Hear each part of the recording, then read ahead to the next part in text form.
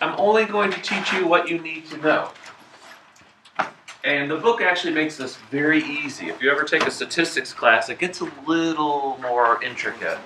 So I'm going to try to keep it as easy as possible.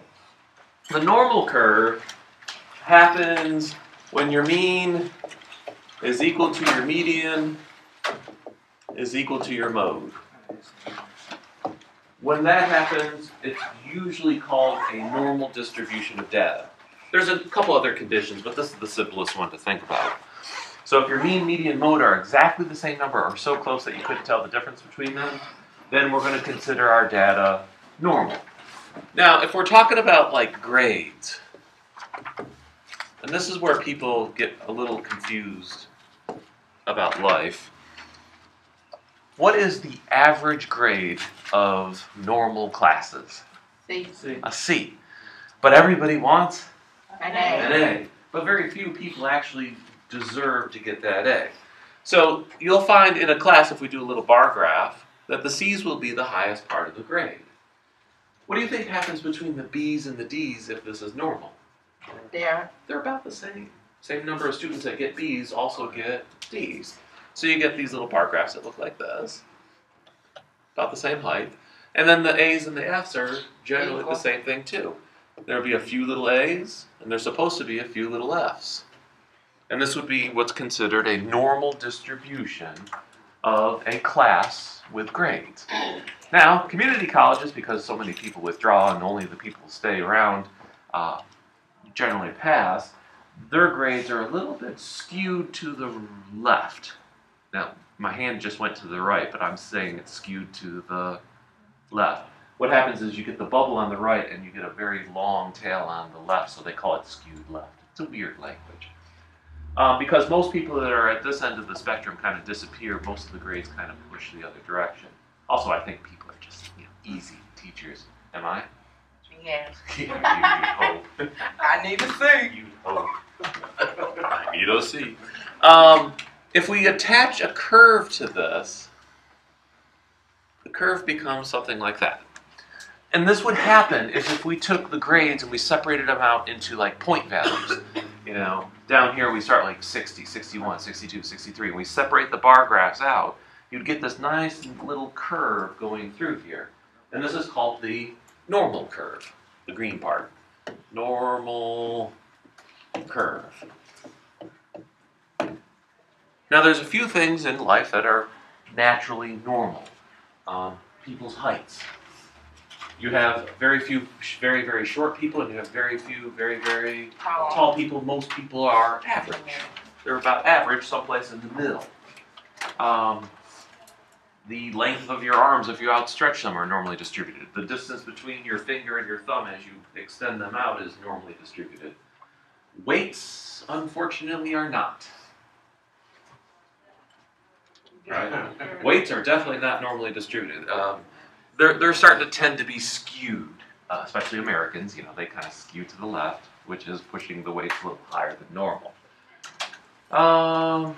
So there's a lot of things out there that are normally distributed. So what else do I want to talk about this? There is a rule. I gotta get this down. 68, 95, 99.7. 68, 95, 99.7. And this rule is related to two things.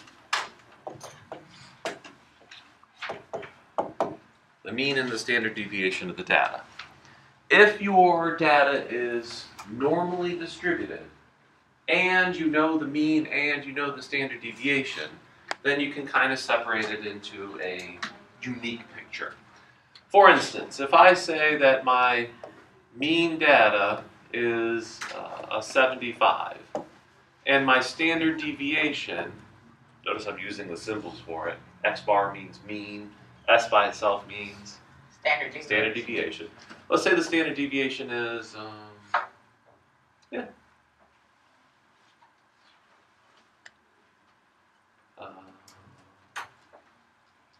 7.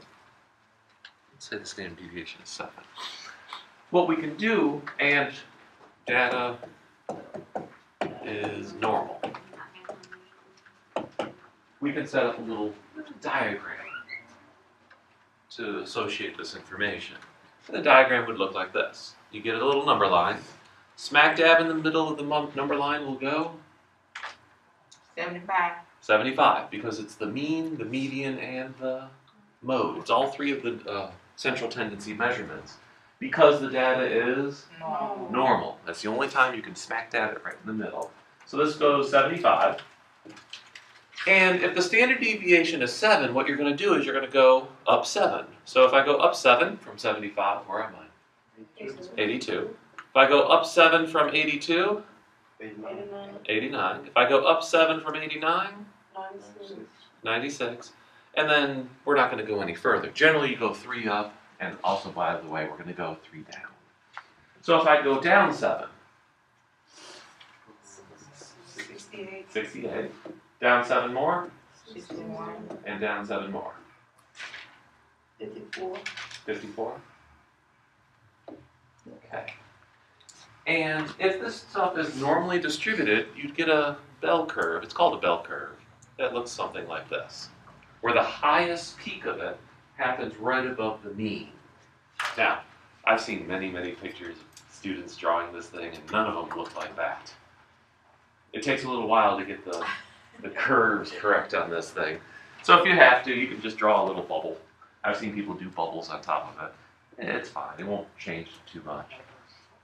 Now, what's cool about this picture is you can see that 75 is the mode because it's the highest peak.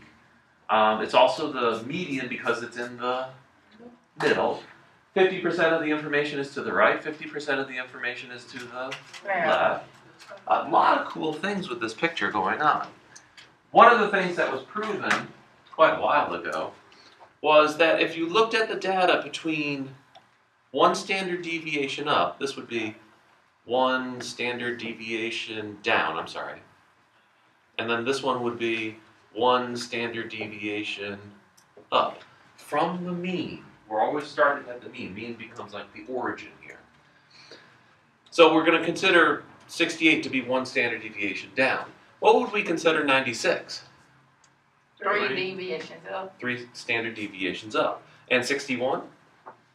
2 down. 2 down. So the language becomes kind of easy. You'll just have to start at 75. That becomes our origin, if you want to think of it graphic-wise. So if I go 1 down and 1 up, and I look at this region here, just this region under the curve between 68 and 82, it was found that 68% of the information would lie in there. In other words, like if this was a large class, 100 students, and these were their grades and they were normally distributed, out of the 100, 68 of them would have scored between a 68 and a 82, approximately, given a little fluctuation. But about 68 of them would have scored between those 2 grades. How do you know 68%? No, it's a higher math, and we don't want to get into it. It's just it's a rule that we're going to follow. There's ways of finding the area underneath a curve. Not fun, but there are ways of doing it. Okay, if we go 2 standard deviations away, say from 89 all the way back to 61, then if we look at the 100 students, then 95 of them would have scored between a 61 and a 89. So that's where we get this 95%. So if you're 2 standard deviations away from the mean, then there's 95% of your students within those 2 grades. Yes, Shai? How did you come up with 95? It's again, there's a mathematical way of finding the area. This is a very physical curve that you can graph. And once you have an equation for the graph, then you can find the area under it. Okay, if I'm 1 deviation away, it's 68%. If Right. I'm 2 deviations, it's 95. 95%. You don't have to worry about where the numbers are coming from. You're just going to use them. Because I'd have to teach you calculus to show you how that works. And you don't want to learn that. No, you don't. No, you don't. If you go between 96 and 54, 3 standard deviations away from the mean, this should contain 99.7% of the information. Why isn't it 100? Oh, I got the other one. Well, people can score higher than a 96, right? And people can score less than a 54. But it's This curve technically goes off forever in both directions. So you're leaving 1% to play with. Well, I'm leaving 0.3% to play with. 0.3% to play with, which is a very, very small amount. So most of the activity is going to happen within 3 standard deviations of the mean. Usually nothing happens above that. Of course, you know, what was the world's tallest man? He was like 8 foot something. How often does that happen? It happens every once in a while, but it doesn't happen all the time. And it's like 1 person out of a billion that actually gets there. So they'd be that little small 0.3%. Okay, so then I can ask some questions about this. For instance, what percent lies between 75 and 82? 75 and 82. 75 and 82. 34. How do you find that? I divided it. Well, there's a few things that we have to know. 75 is the middle. Any interval from left to right is evenly distributed because it's half on the left and half on the right. If the percent between 68 and 82 is 68%, then 75 to 82 would be half of that. So this becomes 68% divided by 2, better known as 34%. This rule is generally pretty easy. You just have to, you know, play around with some numbers sometimes. All right, what percent lies between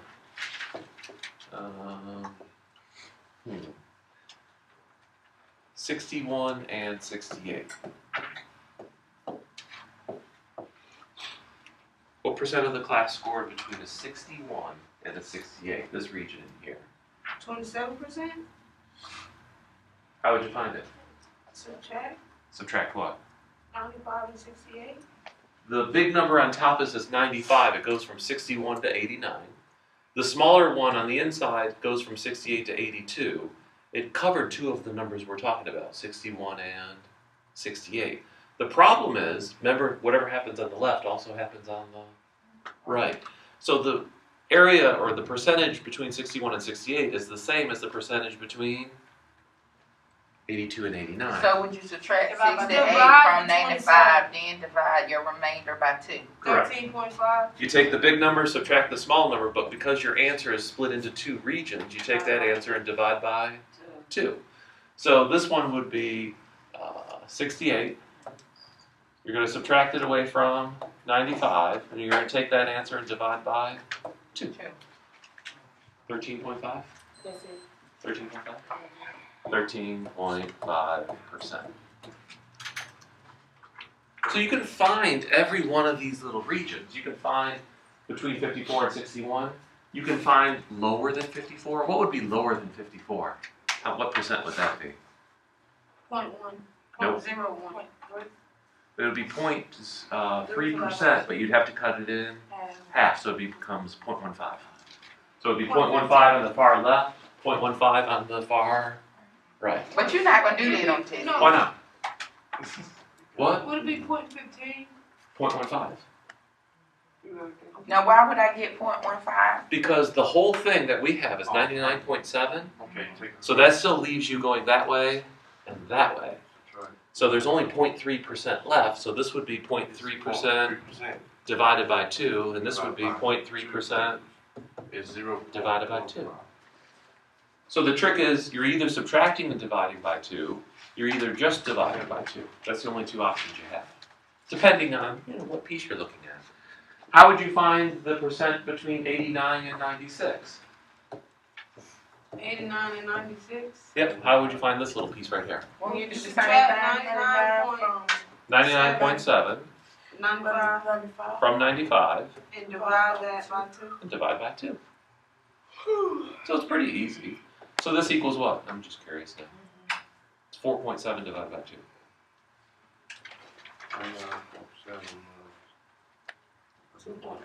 2.35? Yeah. 2.35%. Yay. So that would be how many people scored, let's see. Generally, 1 standard deviation from the mean, this grade would be a C. So 68% of the class would have a C. Between 82 and 89, we found it to be 13.5%. They generally get a B. Between 89 and 96 was this, 2.35%. That generally would get an A or higher. Anybody higher than that? If you go the other direction, this would be your D's and this would be your F's. And that's how grades are curved. You've heard the word curved, right? Most people think curved means take your grades as they are and move them up. But if you go to Cornell University, everybody knows Cornell University. It's an Ivy League school in New York. It's up in the hills of Ithaca, and there's gorges. And every year, someone takes a little walk off the bridge in the wrong direction. Now, these are the smartest people in the world, top 1%, probably even higher than that. These students are used to getting what grade? Straight A's.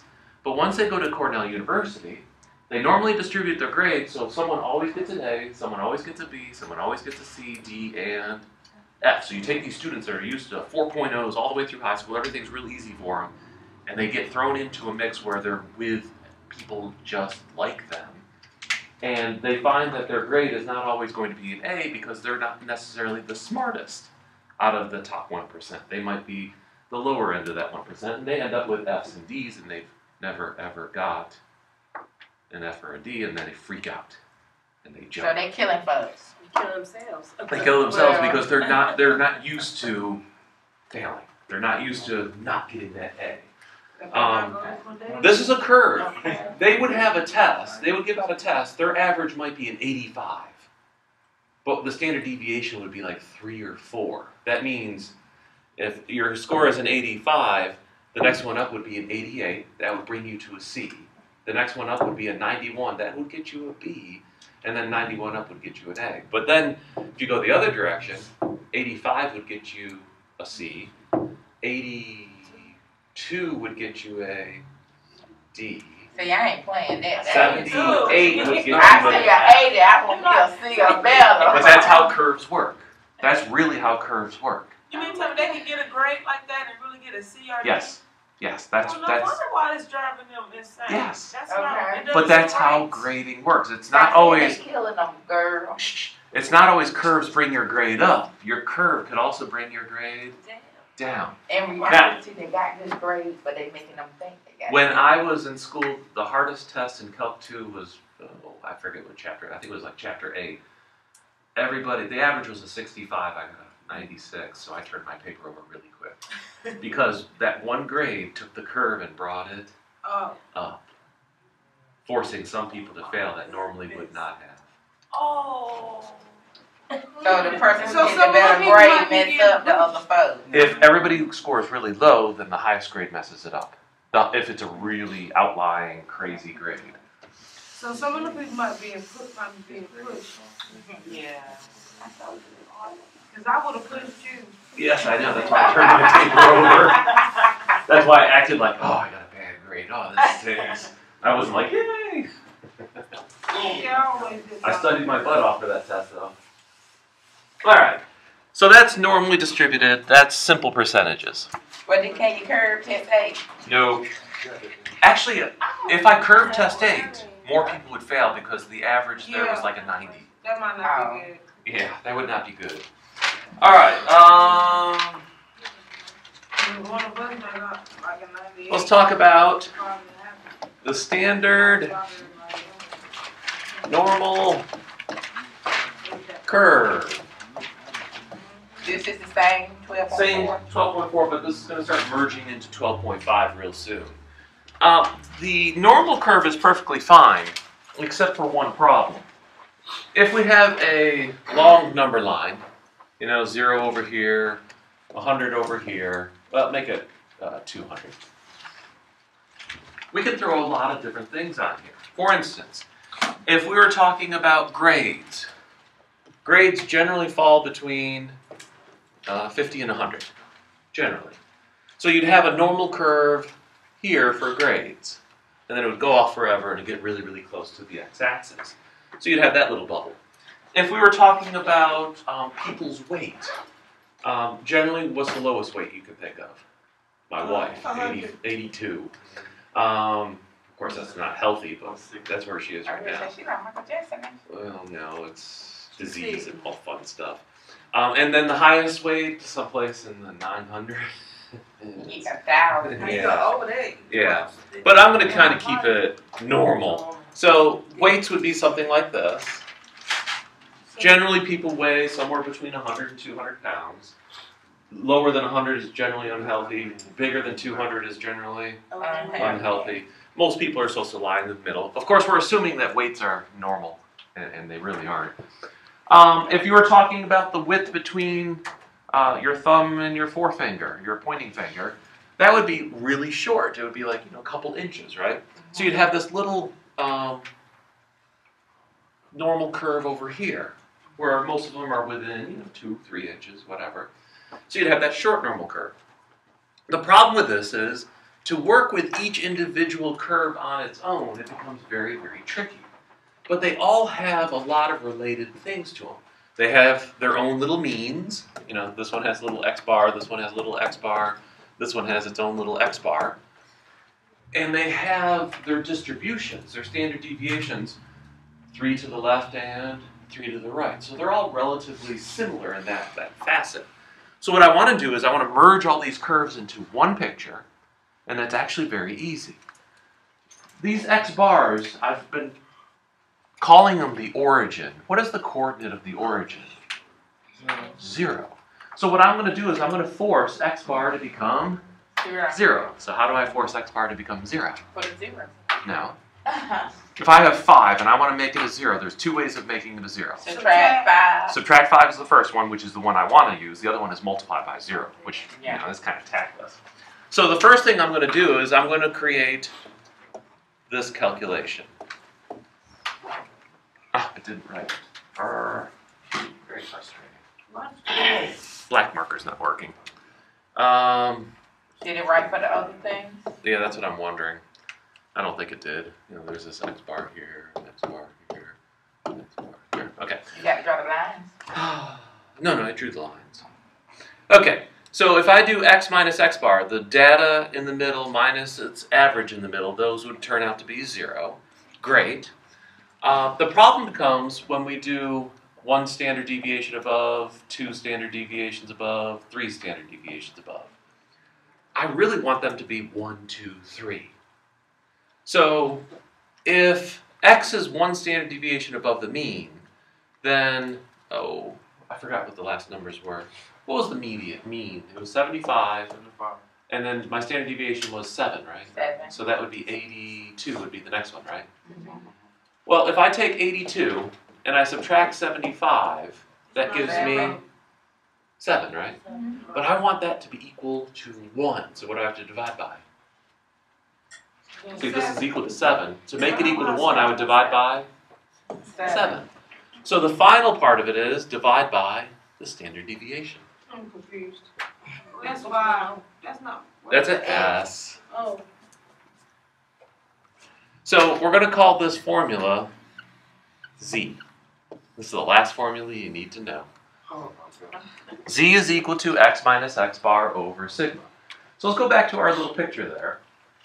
Had 75 in the middle, then it went to 2, 89, 96, and then backwards it was 68, 61, 54. Now, converting this, we're going to take 75, so it would be 75 minus 75 divided by 7. Well, 75 minus 75 is? 0. 0 divided by 7 is? 0. So this would become 0. What? I'm just forcing that middle number to be 0. That's my goal. Next goal is, I want this to represent 1 standard deviation above, literally just 1. So what's 82 How did we get back there? Hold on. minus 75 divided by 7? What's 82 minus 75? 1. 7. And 7 divided by 7 is 1. So I'm going to change 82 into 1. What do you think 89 is going to change into? 2. 96? 3. 68? -1. 61? -2. -3. And I can do this for every standard deviation curve I have. They all have their own means, they all have their own data points, and they have all their own standard deviations. And this calculation will always give me my -3, my -2, my -1, my 0, which is really important, and 1, 2, 3. When I do that, I get what's called the standard normal curve. So I can work with one picture and have 0 in the middle, 1, 2, 3 to the right, -1, -2, and -3 to the left. What's nice about this is, if I just gave you the number 61 and said, well, how many standard deviations from the mean is it, without knowing anything else, you wouldn't be able to tell me. But if I say my z-score is -2, you can tell me what? 61. It's 2 standard deviations below the mean, without knowing anything else about the data. It's guaranteed 2 standard deviations below the mean. All right. The other nice thing is, once you standardize it, you have how many pictures? 1. And therefore, you can calculate out a lot of cool values for it. So on page, where is it? It's actually on page 720. Some fool of a mathematician went and found a bunch of percentages based on the standard normal curve. These are percentages in the format of this. If percentile. This is called a percentile table. There are other ones. This is probably the easiest one for you to work with. 720. Nice little table over there. It's called a percentile table. I have 2 children. My son is really short. My daughter is really tall. If you have kids, you've gone to the doctor and seen the growth chart. You know, the kids start off someplace in here, and you have these curves. And depending on where your child is at a certain age, number of months, the middle curve is average. The upper curve is above average. The lower curve is below. So my son ended up down here, and my daughter ended up here. My son is really, really short, and my daughter is really, really tall. One took after mom, the other one took after dad in reverse order. Yeah, go figure. So my son ends up being below, so he's maybe taller than 6% of the people. He's probably the shortest person in his high school. Yeah. And my daughter is probably taller than 80% of the people in her school, give or take a few. And that's what percentiles mean. It means out of 100%, if you're here, your percentile is based on how many people are below you. If you take the SATs and you score a 65 on your SATs, that's not a bad grade. You are 65, your score was 65%. How do I phrase it? Your score was 65% high. Your score was higher than 65% of the other people that took the test. So a 65 is not the same as getting a 65 on a test in a class. That means you only got 65% of the questions right. This one just means you scored higher than 65% of the other people that took the test. That's not bad. So a 50 would be what? Average. Average. You would be an average student in an average high school taking an average test. Now, the ones that score higher are the ones that end up at Cornell and all that fun stuff. But most people score somewhere near the middle. 68% of them score somewhere between, I think it's like a 45 and a 55, something like that. So that's what percentiles are about. So when you look at this table, if you look up z-score of 1, z-score of 1, you have to go down the things that say z-score, find 1.0, move your finger to the right, 84.13. That means if you're standing here and you have a z-score of 1, you are above 84.13% of the class. So if you have a test that correlates to a z-score of 1, you're doing better than 84% of the class. Not bad if you think about it. Does that make sense? So this is a little bit better than that 68, 95, 99.7. This is a little bit more precise. Once again, though, how did you get the number 84? Okay, it's in the table. Someone calculated it out. It is the area underneath the curve from negative infinity all the way up to positive 1. So that's, you got that out the book. Yeah. Yes, you go down to z-score of 1 and over a little bit. Okay. And you get the 84.15 or 13. All right, what about a z-score of 2? 99.72. That's almost all 97, 72. What do you get? I'm just, it's in the table. It says z-score, and you just follow your finger down until you What get is this for? What is it? It is x minus x bar divided by sigma. Z-score. That's hard, the standard deviation. It has a mixture of standard deviation and mean in it. And it just forces the numbers to be 0, 1, 2, 3, 4, or 0, 1, 2, 3, negative 1, negative 2, negative 3. Just so we can use this table. This table doesn't work for each one of these individual pictures because their numbers are all over the place. Once we standardize them, they all become this picture, and we can use that table. Does that make sense? Yes. Yeah. For instance, for example, given mean is 23 and standard deviation is 4, find percentile for x equals 30.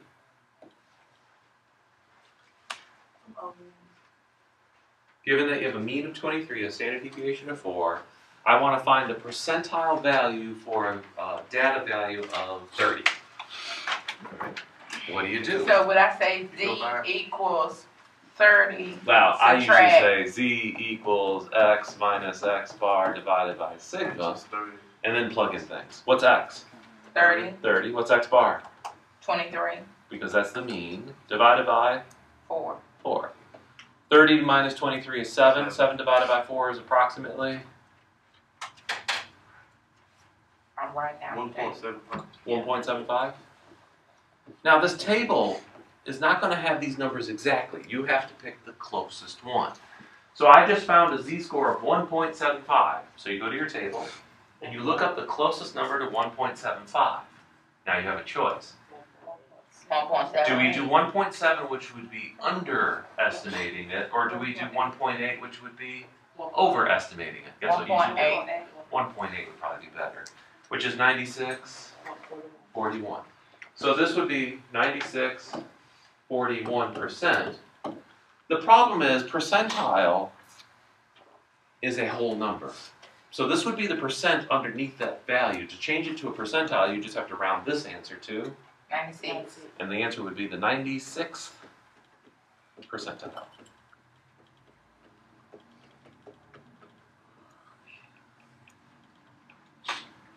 Now there's two ways of answering these questions. Percentile answers, which are all the way to the left, or you can find the percent between two numbers like that 68, 95, 99.7 rule. That's generally what we're doing. We usually don't find percentiles. But that's how you use the table. Yeah, I have to give it to you. You're not going to memorize all that. That would take way too long. All right. How about this?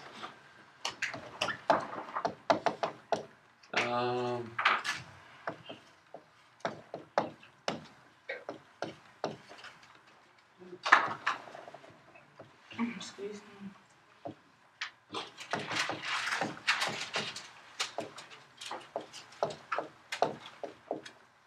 Is this still using the table? Uh-huh.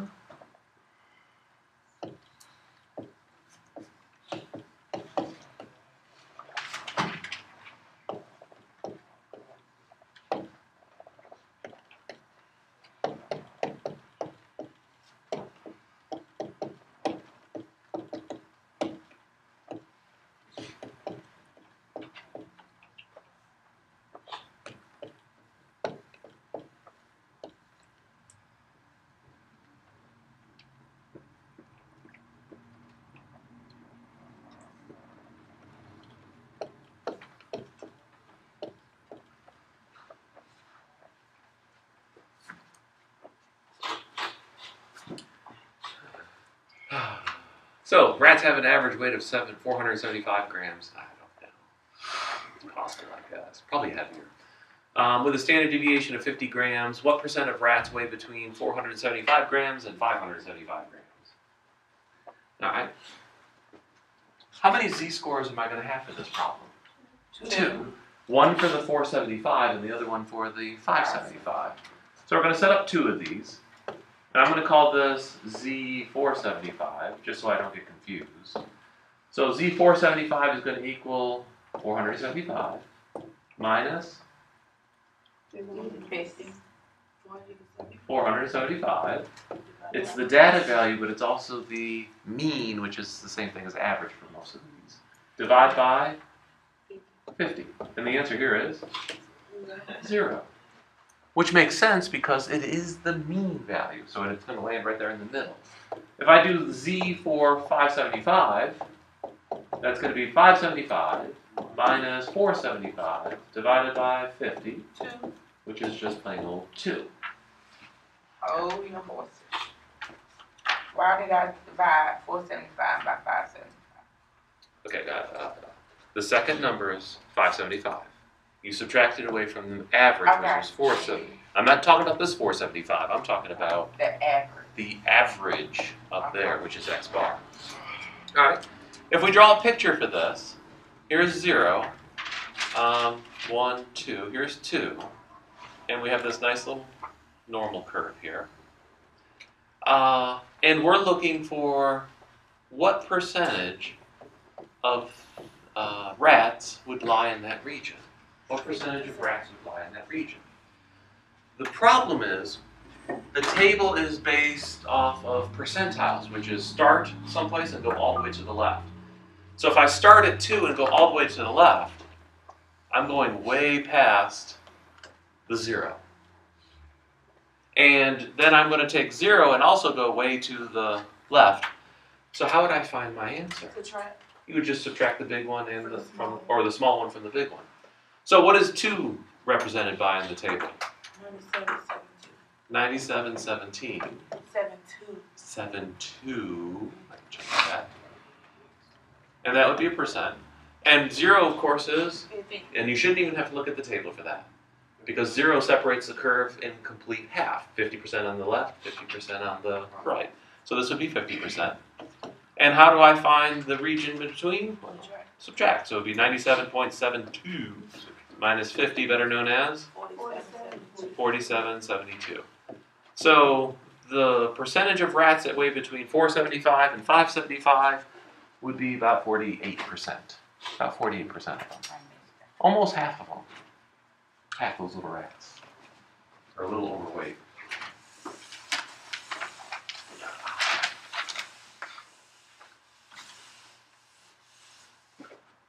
Okay.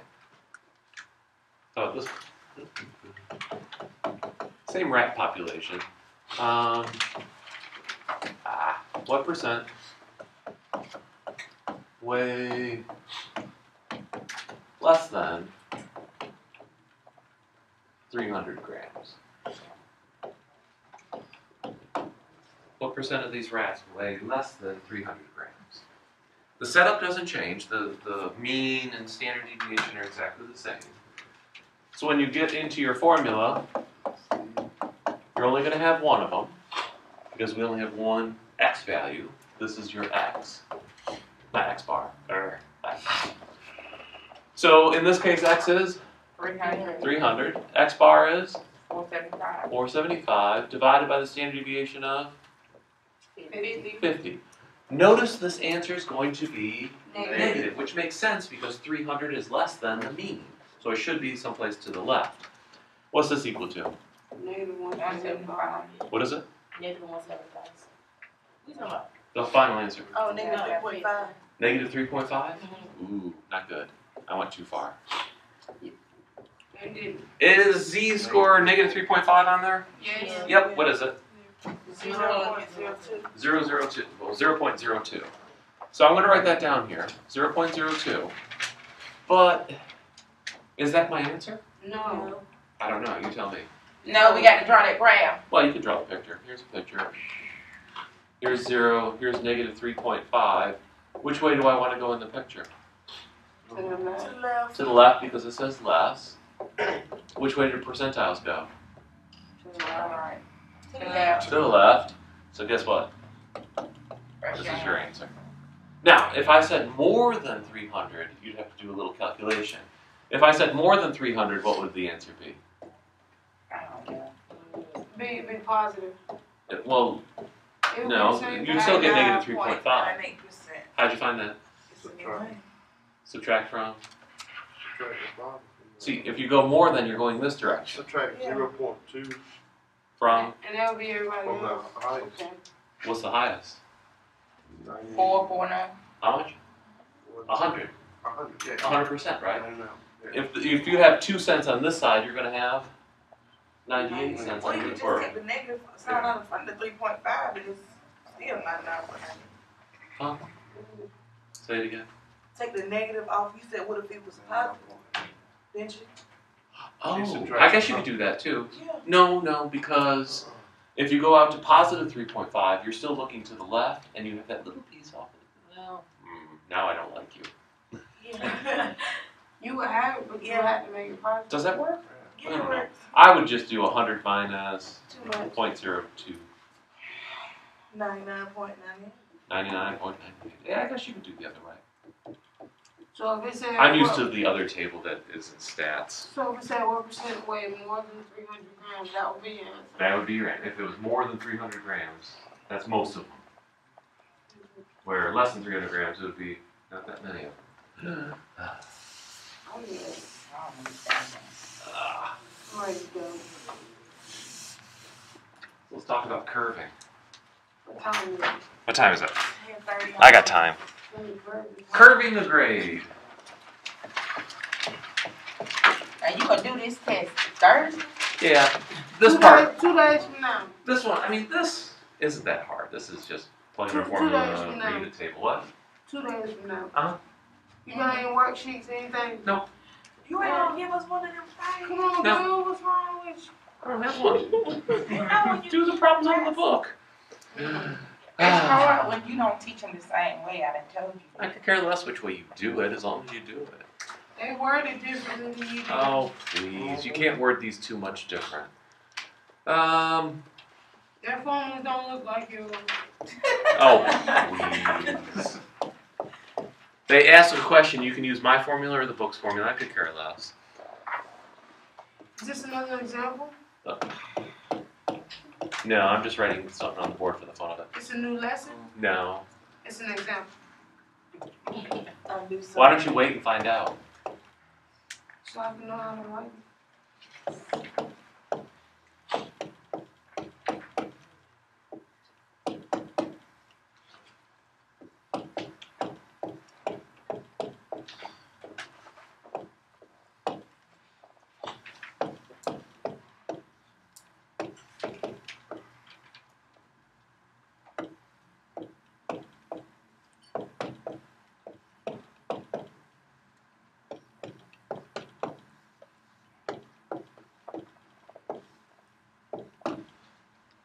This is how you curve a grade. The teacher has to decide before they give the test what percent of their class they want to have A's. And then, of course, they'd have to find out what percentage of the class we want B's, C's, D's, and F's. Of course, once you know A, B, and C, D and F just become the reverse order because it's nice and symmetric and all that other fun stuff. So a teacher wants the top 10% of his class or her class to get an A in this test. The class average was a 65. It's a little bit low. The standard deviation is 8. That means they scored rather close together, so not too many people are far away from 65. It condenses them. Normal standard deviation for a test is around 11 to 13, somewhere in there. So an 8 standard deviation is a really compact class, like my last test, chapter 8. The standard deviation for that was like 7. It's ridiculously low. So what we're going to do here, let's draw a picture just to see what the heck is going on. Where would the A's be? Down. Way down to the right someplace. So I'm going to just make a mark and I'm going to say, well, I want this part of the class to get the A's, and they are going to be 10% of the class. our table doesn't work far right, it works Left, going to the left. So what percent is going to the left? 10%. No. 90. 90, because 10% is going to the right, that leaves 90% going to the left. So what you're going to do is you're going to look up 90% on your table. Now we're not looking for a z-score, we're looking for a percentage. The closest thing to 90% 1.3. is 90.32, and it's associated with 1.3.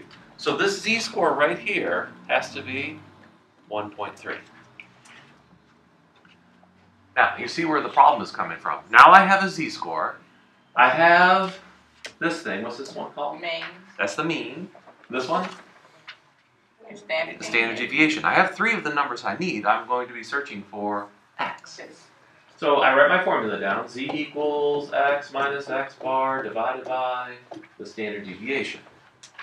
And plug in what I know. Do I know z? Yeah, z is that number I found, 1.3. Do I know x? Nope, that's what I'm looking for. Do I know x bar? Yep. 65. Do I know s? Yep. Yeah, that's 8. How do you solve for x? It's about seven. But 1.3. If you want 10% of your class to get A's, that leaves you 90% that are going to get lower than an A. So you go to your table and you look up 90%. You divide 65 I'll by help 8. you get a book. And then you look up 90% and the number next to it is 1.3. All right, how do I solve this equation? Multiply. Multiply both sides by? X. 1.35. Negative 65 over 8. How do you solve for x? Get it by itself. How? I divide. No. First I I add eight. 65 You to can't. both sides. You can't. Times 8. You have to multiply both sides by? X. How can you multiply both? 1.13. How many of you took Math 70 and solved equations, for gosh sakes? I What did. don't you like about this equation? 7 years ago. The X need to be by I don't care about the x. What don't you like about this equation? The 8. The 8. I hate that 8. Why? Because it's It's in the bottom, and I don't like equations with things in the the bottom. So how do I get it out of the bottom? Multiply. Multiply both sides by 8. 8. Wow. It's been a while, huh? Yeah. so you saying I wouldn't have came out with the same answer the other way? God, no. What happens to the 8s over here? They count. They cancel because 8 divided by 8 is 1. Wow. I was thinking something. 10. 8 times 1.3 is 10. 10.4. It's equal to, the 8s are gone, what's left on that side? X minus 65. And you add 65. Add 65 to both sides to get the x by itself. 75.4.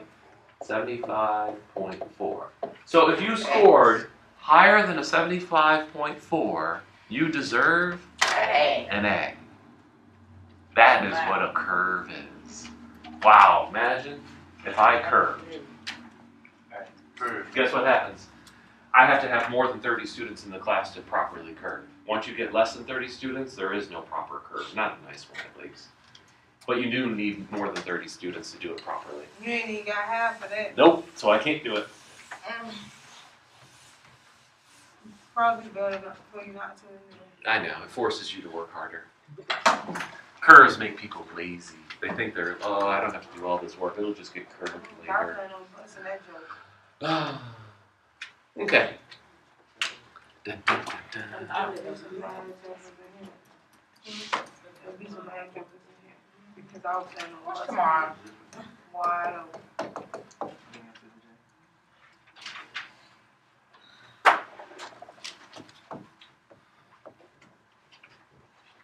Come on.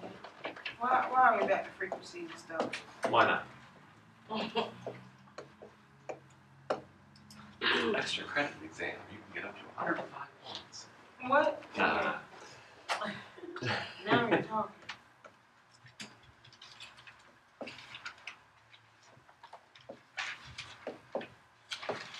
Well, it's normally distributed. Notice what happens to the frequency when it's normally distributed.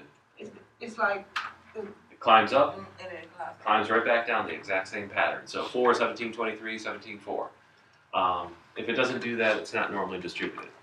So what I need you to find, since you all have calculators,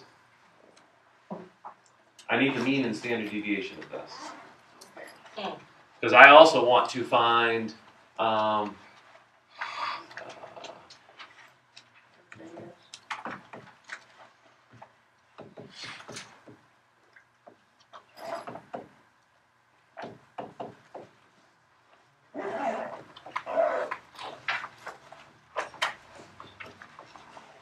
the B's are going to be cut off at the top 25%, or the 75th percentile. So I need the mean and standard deviation of this data so I can 85. 85. Mean. And the standard deviation was 10.2? And how you do it? Yeah. 10.2. How'd you- So the mean is at 85, the standard deviation is 10.2, the cutoff is going to be at 25%. So if we draw our picture, here's 0, someplace over here is going to be our cutoff. What percentage is going to be above that? 25, 25%. So how much is going to be below that? 75. So you need to look up on the table 0.7. 75%. 0.7. Ah, That's not- 75%. Yeah, 75.8. I was right for a change. 75%. Which one's closer? 0.7. 0.7. Okay. what So do this we- would be 0.7. 7. And then you'd use z equals x minus x bar divided by s. Z is 0.7. 0.7. X is, X, don't know, so leave it alone. X bar, 85. 85. Standard deviation, 10.2. 10.2. How do you solve this equation? Multiply 10.2 times. Both sides. Multiply both sides by 10.2. You get 0.714 equals What over here? 7.14. 7.14 is equal to x minus 85. and Add 85 across and you get 92.14. times 0.1. 92.14. So if you score higher than a 92, I'd give you a B. Now, I didn't give you the cutoff for the A, so I don't know how high the A is, but the B would be starting at 92. 85 is your mean, Oh, okay. I got and your standard deviation is 10.2. I see. Okay. That means your B is rather high starting, because normally B start at 85, right? Normally they start at 85. This one's starting at 92. So that means the A's are probably going to be starting at like 97 or something like that. Crazy.